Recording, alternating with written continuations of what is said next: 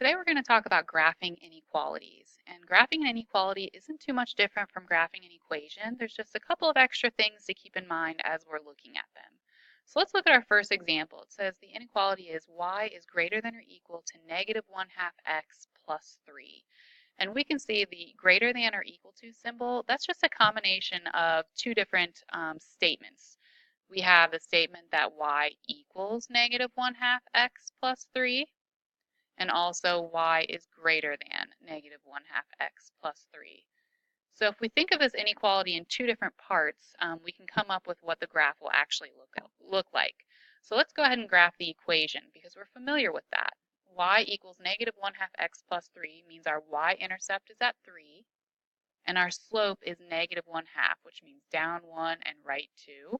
And I can do that as many times as I want. I could even go in the opposite direction and go up 1 and left 2.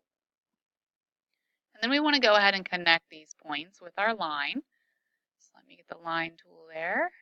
And here we have our equation. And typically we would put some arrows on the end because we know this continues forever in both directions. And now I want to pause for a second before we look at what the graph of y is greater than negative 1x plus 3 is.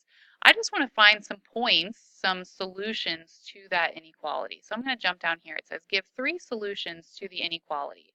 Remember, the inequality that we're looking at is y is greater than negative 1/2 x plus 3. So I'm just going to try to fill out basically a table and say some points that work in here. So if I were to plug in any x, let's say I plug in 0. Well, when I plug in 0, negative 1/2, I can write this out, negative 1/2 times 0 plus 3, we know negative 1/2 times 0 is 0, plus 3 more gives us 3. But we want a y value that is greater than 3. So basically when I plug in 0, any solution would be 0, comma, anything that's greater than 3. So I could have something like 0, 4. Or 0, 7, right? 4 and 7 are both bigger than 3. What if I plugged in something like 6? Well, I'll just kind of erase here and leave some room. If I plugged in 6, then we would be doing negative 1/2 times 6 plus 3. Well, negative 1/2 times 6 is negative 3, plus 3 more is 0, and we would have y is greater than 0. So at 6, we need a y value that's bigger than 0. So, for example, we could have something like 6, 5. Now, if I took these points and I plotted them up here in this graph, 0, 4 would be right here. 0, 7 would be up here. 6, 5 would be right here, right? And we said for 6, it could be anything bigger than 0. Well, look at what we have here. When I plug in 0, I said I needed a y that was greater than 3. Well, when I plug in 0, all the y's bigger than 3, those are all of these values up here. So all the points along this line, all the way leading up to here at the point 0, 3, are solutions of the inequality. When I plugged in 6, I needed all y values that were greater than 0 to be a solution of this inequality. Well, here at 6, 0, that means all the y values above are solutions. So to graph all the solutions of the inequality y is greater than negative 1/2 x plus 3, we are going to shade above the line for that equation. And that means every single point above the line, along with every point on the line, is actually the graph for our very original problem. The y is greater than or equal to negative 1/2 x plus 3. Okay, so this entire thing now is the graph of this problem. So what would change if instead of it being y is greater than or equal to negative 1/2 x plus 3, what if it was this down here? Y is just greater than negative 1/2 x plus 3. Well, think about the or equal to part would now have gone away. So this equation isn't even going to be there anymore. It's just going to be the shaded part. So the way that we can show that the points on the line are no longer solutions, we can say that we would just use a dashed line. And a dashed line for the equation y equals negative 1/2 x plus 3. If we use a dashed line, basically it would be the same problem, but we would have a dashed line here and shading above it, and that would let whoever's looking at the graph know that all of these parts or all of these points where it's shaded, those are truly solutions, but no points on the actual line are solutions. Versus in this example, the point 0.03 works in the equation, right? Because that's how we graph that line. So basically, a key piece of graphing inequalities is knowing that if you have the greater than or equal to symbol or the less than or equal to symbol, for both of these, you are going to graph with a solid line, okay? And that's because of the or equal to part.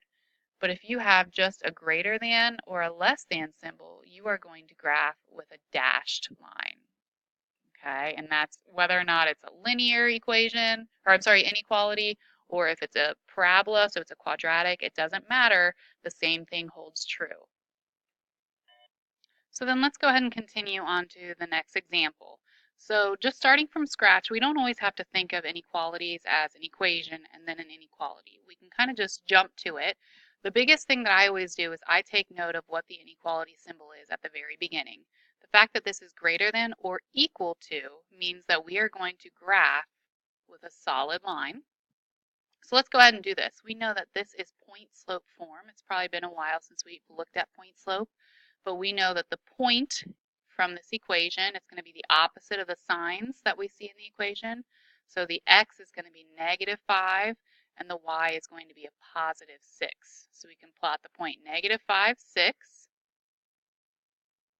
And in this case, our slope is going to be -7. So that means going down 1, 2, 3, 4, 5, 6, 7, and right 1. 1, 2, 3, 4, 5, 6, 7, right 1. And like I said, we're going to connect these with a solid line.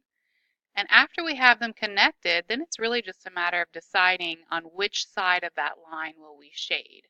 And we can do that by testing a point. And so the last time we looked at it as an inequality kind of separate and we tried to find a point that would work. What if we just picked a point on either side and plugged it in to see if it actually does work? The point I like to pick is always the origin if I can. If the origin is on the line, then unfortunately I wouldn't be able to use it. But we should be able to test the origin. So I'm going to test the point 0, 0 in the inequality to see if it's a point. And if it is a point, that means we're going to shade over here where that point is. And if it's not a point, then that means the right side isn't going to be shaded, but the left side would be. So let's test it. I'm going to plug in 0 for y. So 0 minus 6 is greater than or equal to -7 times 0 goes in for x plus 5.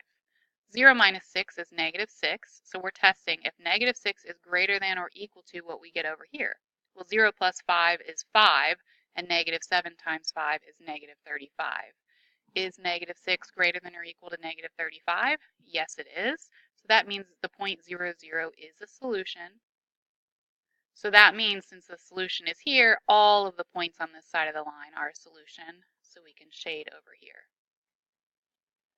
So give an example of a solution. You could say 0, 0, or you could say any other point over here. For example, the point 5, 2 is a solution. There's an infinite number of solutions over here that you could pick. For the next example, why don't you go ahead, pause the video, and see how you do on your own, and then come back and check with me. So hopefully you've already done it, but I'll walk you through it now. Here we have the greater than symbol. That means that when we graph this, we're going to graph it with a dashed line. So let's go ahead and graph it as if it were an equation. We would graph it by finding the y-intercept at -2. And then our slope is 3/5. So up 1, 2, 3, and right 1, 2, 3, 4, 5. 1, 2, 3, 1, 2, 3, 4, 5. And I could go the other way if I wanted as well. 1, 2, 3, 1, 2, 3, 4, 5. So now we need to connect this with a dashed line. So I'm going to go ahead and choose the line style to be dashed. So that way, when I connect these, we can see that this inequality, when I'm graphing it, it is not going to actually include any points on the line. So for example, the point 0, -2, when I plug that in, 3/5 times 0 minus 2 is greater than, remember we're looking at the point 0, -2, y would be -2 there. So when I simplify that, -2 is not greater than -2. It's equal to it. So the point 0.02 is not a solution, which is why I need to show that with that dashed line. So now we're trying to figure out where we're going to shade. So I'm going to pick a test point. Again, it can be any point that's not on this line. I like to pick the point 0.00 just because that makes it really easy to plug in. So 3/5 times x, which is 0, minus 2, we're going to test if that is greater than y, which is 0. 3/5 times 0 is 0, minus 2 is negative 2. Is negative 2 greater than 0? No, negative 2 is not greater than 0. So 0, 0 is not a solution. So since this is not a solution, that means all the solutions must be down here underneath that line. So an example of a solution could be something over here, like the point 4, negative 3. And you could test it by plugging it back in to make sure that it works. But we can see from here that we're just choosing a point from where it's already been shaded. On the back of your worksheet, we can start also graphing inequalities that are not lines, but instead of parabolas. So in this case, we have to remember how to graph a parabola, and that means finding the axis of symmetry, the vertex, the y-intercept, other points, that type of thing. So again, the first thing I'm going to notice is that I have the greater than or equal to inequality symbol. That means that when we graph this, it is going to be a solid line, or a solid parabola. So let's do what we know. We need to find the axis of symmetry first, and that's by taking negative b and dividing by 2a. So in this case, negative b is 4 divided by 2 times a half. Well, 2 times a half is 1, so our axis of symmetry is here at 4. And again, if you want, you can draw that in just to know that it's centered about that. It's up to you. Then we know we can find the vertex because the x-coordinate of the vertex lies on that axis of symmetry. So we're going to plug 4 in. 4 squared is 16. Half of that is 8 minus 4 times 4. So minus 16 is negative 8 plus 3. We're going to get out negative 5. So 4, negative 5 would be your point. We have a y-intercept at 3, which we can reflect 4 units to the right. So 4 units to the left. So 4 units to the right over there. And we could find other points. For example, I could plug in 2. When I plug in 2, we get out negative 3. So I could plot 2, negative 3. This is just to get a better picture of what the accurate parabola would look like. But what we want to do now is we're going to graph this with a solid line. Okay, we put arrows on the end because we know that this continues forever in both directions.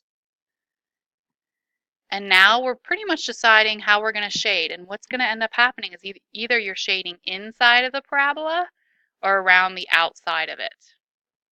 So again, we're going to pick a test point, just not on the parabola. So still, we can use 0, 0. It's not on the parabola. And we plug it in. 0 is greater than or equal to 1/2 times 0 squared minus 4 times 0 plus 3. These are going to cancel out. So on the right side, we'll just have 3. Is 0 greater than or equal to 3? No. So 0, 0 is not a solution. So we're not going to shade out here. Instead, we're going to shade on the inside here, which means a point like 3, 1, for example. That would be a point that works in our inequality. So that would be a solution. Go ahead and try number 6. I'm not going to walk you through it. I want to see what you come up with. So pause the video and check it out.